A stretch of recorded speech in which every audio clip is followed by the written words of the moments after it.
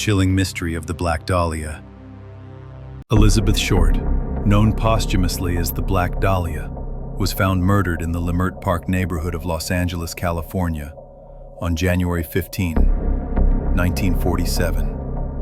Her case became highly publicized owing to the gruesome nature of the crime, which included the mutilation of her corpse, which was bisected at the waist and drained of blood. Elizabeth Short was born on July 29, 1924, in the Hyde Park section of Boston, Massachusetts, to Cleo Alvin and Phoebe May Sawyer Short.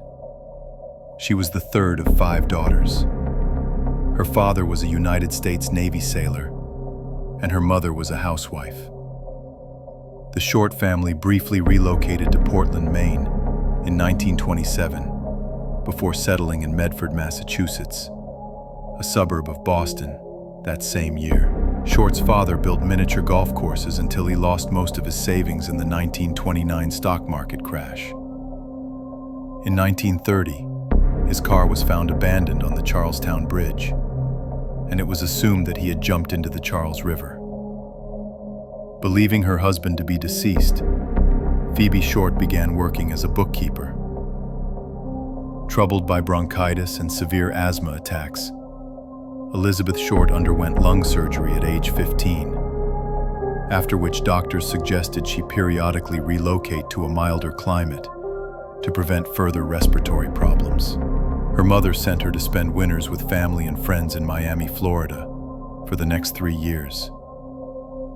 She dropped out of Medford High School during her sophomore year. In late 1942, Short's mother received a letter of apology from her presumed deceased husband, which revealed that he was in fact alive and had started a new life in California.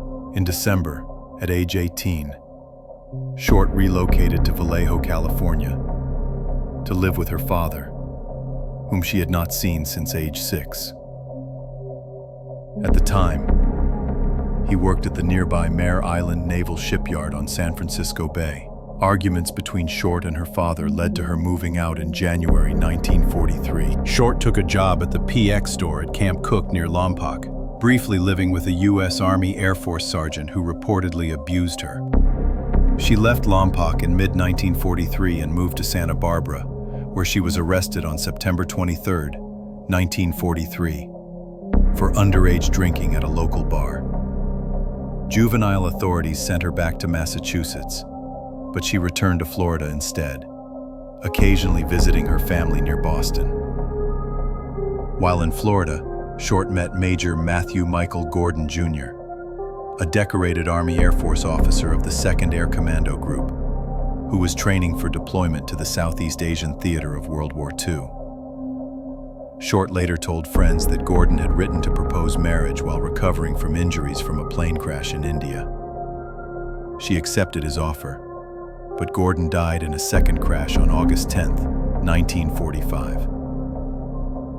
In July 1946, she relocated to Los Angeles to visit Army Air Force Lieutenant Joseph Gordon Fickling, an acquaintance from Florida stationed at the Naval Reserve Air Base in Long Beach. Shortly before her death, she had been working as a waitress and rented a room behind the Florentine Gardens nightclub on Hollywood Boulevard.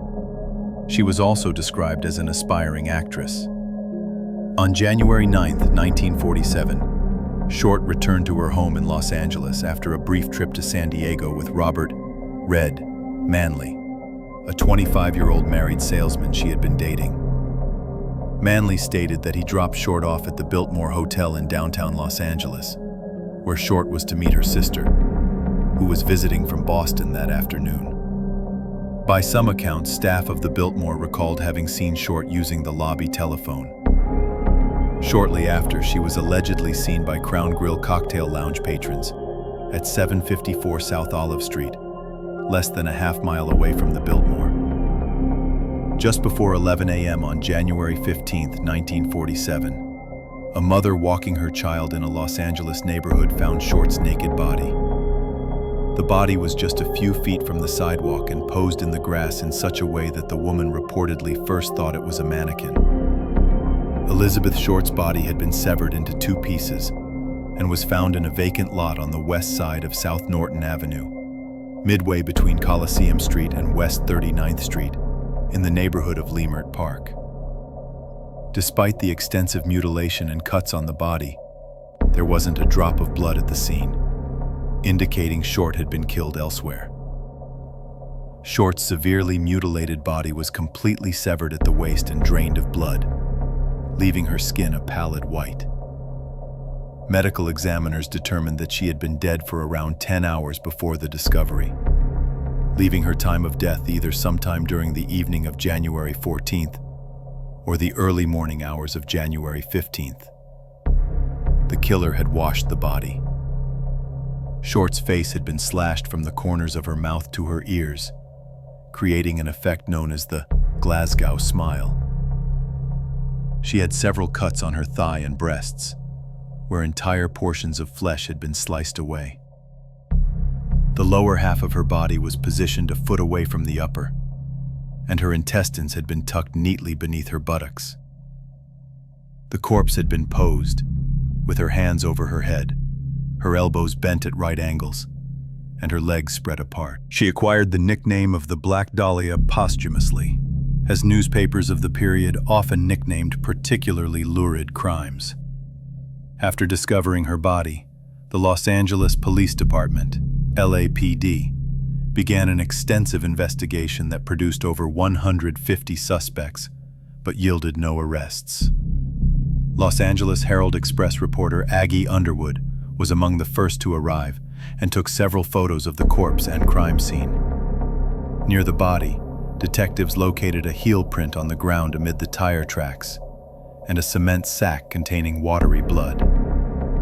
An autopsy of Short's body was performed on January 16, 1947, that stated Short was 5 feet 5 inches tall, weighed 115 pounds, and had light blue eyes, brown hair, and badly decayed teeth. There were ligature marks on her ankles, wrists, and neck, and an irregular laceration with superficial tissue loss on her right breast. It also noted superficial lacerations on the right forearm, left upper arm, and the lower left side of the chest. The body had been entirely cut in half by a technique taught in the 1930s called a hemicorporectomy. Little bruising along the incision line suggested it had been performed after death. The lacerations on each side of the face, which extended from the corners of the lips, were measured at 3 inches on the right side and 2.5 inches on the left. The skull was not fractured, but bruising was noted on the front and right side of her scalp, with a small amount of bleeding consistent with blows to the head. The cause of death was determined to be hemorrhaging from the lacerations to her face and the shock from blows to the head and face.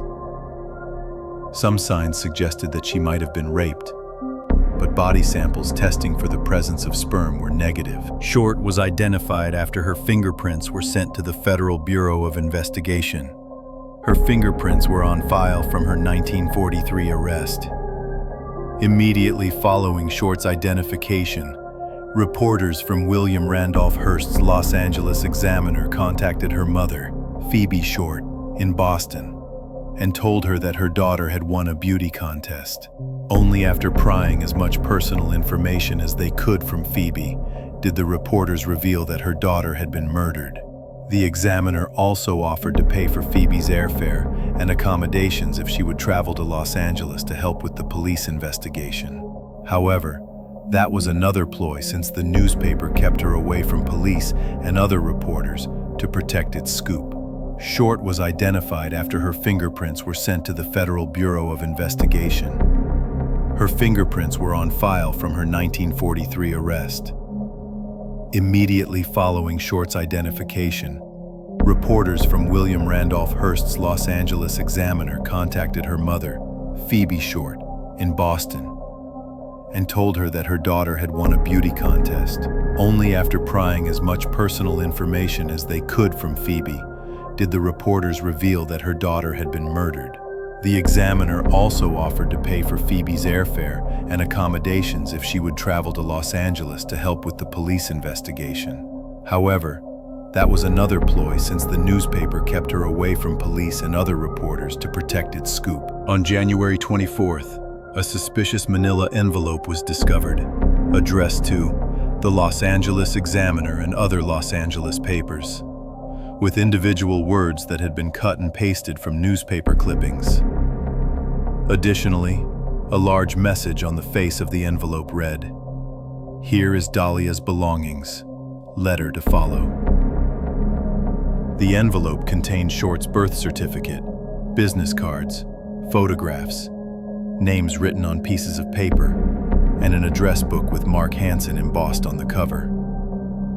The packet had been carefully cleaned with gasoline, similar to Short's body, which led police to suspect the packet had been sent directly by her killer. Despite efforts to clean the packet, several partial fingerprints were lifted from the envelope and sent to the FBI for testing. However, the prints were compromised in transit and thus could not be adequately analyzed. The same day the Examiner received the packet, a handbag, and a black suede shoe. They were seen on top of a garbage can in an alley a short distance from Norton Avenue, 2 miles from the crime scene. Police recovered the items but had also been wiped clean with gasoline, destroying any fingerprints. On February 2, 1947, just 2 weeks after Short's murder, Republican State Assemblyman C. Don Field was prompted by the case to introduce a bill calling for the formation of a sex offender registry, and the state of California would become the first U.S. state to make the registration of sex offenders mandatory. On March 14th, an apparent suicide note scrawled in pencil on a bit of paper was found tucked in a shoe in a pile of men's clothing by the ocean's edge at the foot of Breeze Avenue in Venice. The note read, "To whom it may concern, I have waited for the police to capture me for the Black Dahlia killing, but have not. I am too much of a coward to turn myself in, so this is the best way out for me. I couldn't help myself for that or this. Sorry, Mary." The pile of clothing was first seen by a beach caretaker, who reported the discovery to lifeguard Captain John Dillon. Dillon immediately notified Captain L.E. Christensen of West Los Angeles Police Station.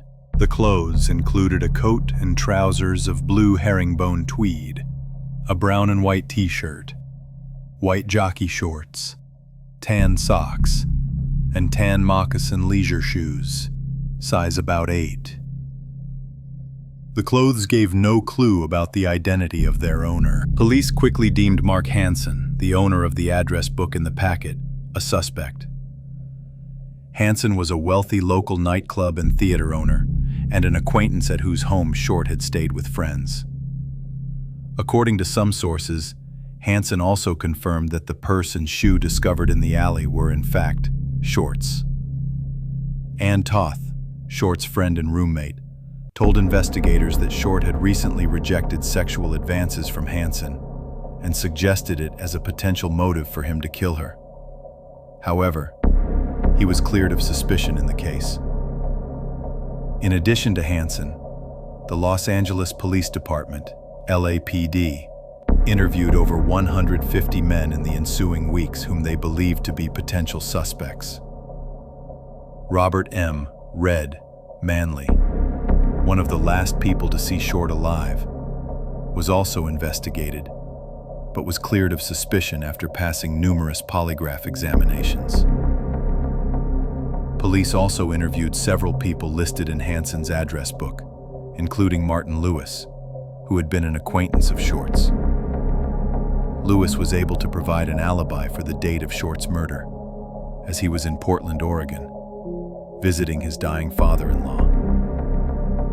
A total of 750 investigators from the LAPD and other departments worked on the case during its initial stages, including 400 sheriff's deputies and 250 California State Patrol officers.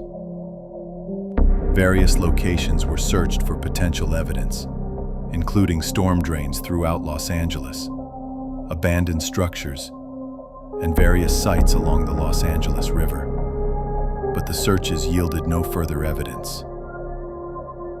City Councilman Lloyd G. Davis posted a $10,000 reward for information leading police to Short's killer. After the reward was announced, various people came forward with confessions, most of which police dismissed as false. Several of the false confessors were charged with obstruction of justice. On January 26th, the Examiner received another letter, this time handwritten, which read, "Here it is. Turning in Wednesday, January 29, 10 a.m. Had my fun at police. Black Dahlia Avenger." The letter also named a location where the supposed killer would turn himself in. Police waited at the location on the morning of January 29th, but the alleged killer did not appear. Instead, at 1 p.m., the Examiner's offices received another cut and pasted letter, which read, "Have changed my mind. You would not give me a square deal." Dahlia killing was justified. The graphic nature of the crime and the subsequent letters received by the Examiner had resulted in a media circus surrounding Short's murder. Both local and national publications covered the story heavily, many of which reprinted sensationalistic reports suggesting that Short had been tortured for hours before her death. The information, however, was false. Yet police allowed the reports to circulate to conceal Short's actual cause of death, cerebral hemorrhage, from the public. Further reports about her personal life were publicized, including details about her alleged declining of Hanson's sexual advances.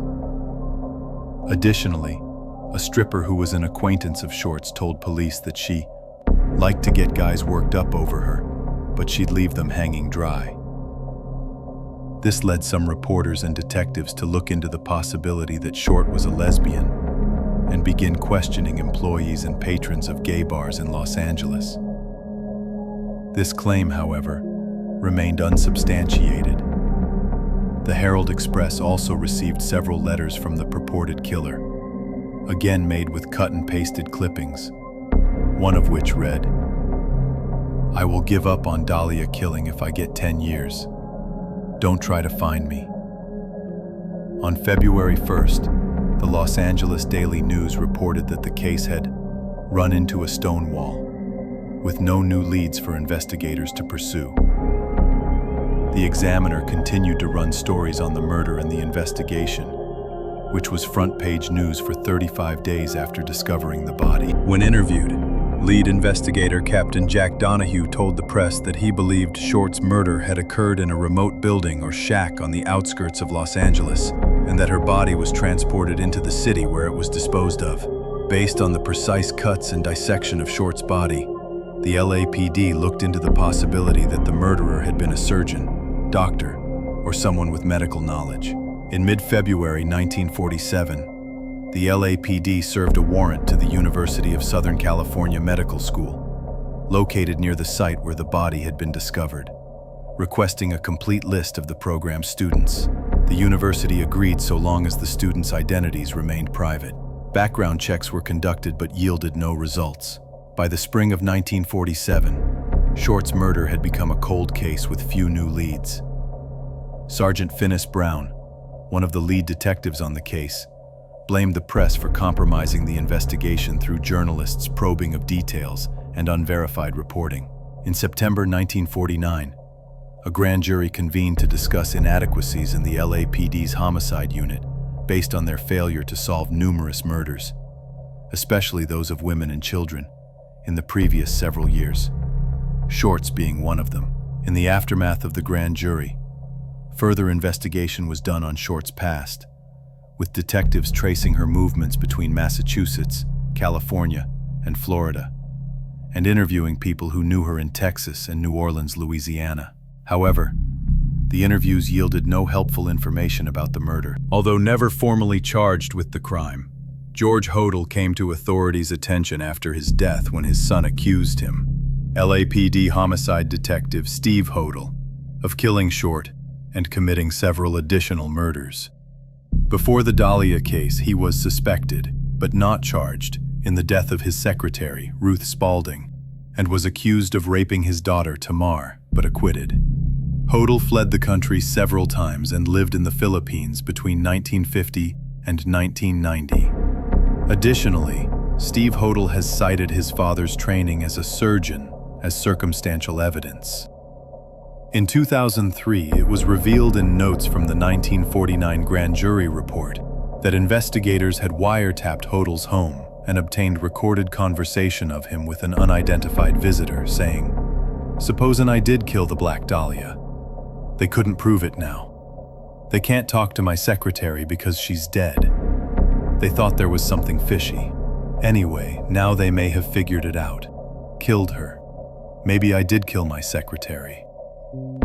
In 1991, Janice Knowlton, who was 10 years old at the time of Short's murder, claimed that she witnessed her father, George Knowlton, beat Short to death with a claw hammer in the detached garage of her family's home in Westminster.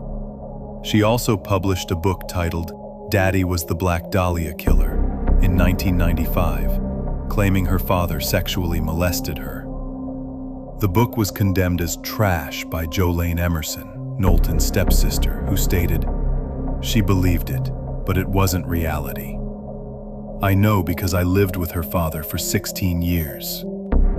Additionally, Detective St. John told the Times that Knowlton's claims were not consistent with the facts of the case. In 2000, Buzz Williams, a retired detective with the Long Beach Police Department, wrote an article for the LBPD newsletter, The Rap Sheet, on Short's murder. His father, Richard F. Williams, and his friend Con Keller were both members of the LAPD's gangster squad investigating the case. Williams' father believed that lifeguard Captain John Dillon was the killer, and that when Dillon returned to his home state of Oklahoma, he was able to avoid extradition to California because his ex-wife, Georgia Stevenson, was second cousins with Illinois Governor Adlai Stevenson II, who contacted the governor of Oklahoma on Dillon's behalf. Keller believed Mark Hansen was the killer, as he had studied at a surgical school in Sweden and had thrown elaborate parties attended by prominent LAPD officials. Williams's article says that Dillon sued the LAPD for $3 million, but that the suit was dropped. Harnish disputes this, claiming that police cleared Dillon after an exhaustive investigation, and that the district attorney's files positively placed him in San Francisco when Short was killed. Harnish claims that there was no LAPD cover-up and that Dillon did receive a financial settlement from the city of Los Angeles, but has not produced concrete evidence to prove this. In 2003, Ralph Asdell, one of the original detectives on the case, told the Times that he believed he had interviewed Short's killer. This man had been seen with his sedan parked near the vacant lot where her body was discovered in the early morning of January 15, 1947. A neighbor driving that day stopped to dispose of a bag of lawn clippings in the lot when he saw a parked sedan, allegedly with its right rear door open. The driver was standing in the lot. His arrival startled the owner of the sedan, who approached his car and peered in the window before returning to the sedan and driving away. The sedan owner was followed to a local restaurant where he worked, but was cleared of suspicion. The 2017 book, Black Dahlia, Red Rose by Piu Eatwell, focuses on Leslie Dillon, a bellhop who was a former mortician's assistant. His associates, Mark Hansen and Jeff Connors, and Sergeant Finis Brown, a lead detective who had links to Hansen and was allegedly corrupt. Eatwell posits that Short was murdered because she knew too much about the men's involvement in a scheme for robbing hotels. She further suggests that Short was killed at the Astor Motel in Los Angeles, where the owners reported finding one of their rooms covered in blood and fecal matter on the morning Short's body was found. The Examiner stated in 1949 that LAPD Chief William A. Wharton denied that the Astor Motel had anything to do with the case. However, its rival newspaper, the Los Angeles Herald, claimed the murder occurred there. While there are numerous theories about what truly happened to 22-year-old Hollywood hopeful Elizabeth Short, the case remains unsolved. Her unsolved murder and details have had a lasting intrigue. generating various theories and public speculation. Her life and death have been the basis of numerous books and films, and her murder is frequently cited as one of the most famous unsolved murders in U.S. history, as well as one of the oldest unsolved cases in Los Angeles County. Historians have likewise credited it as one of the first major crimes in post-war America to capture national attention.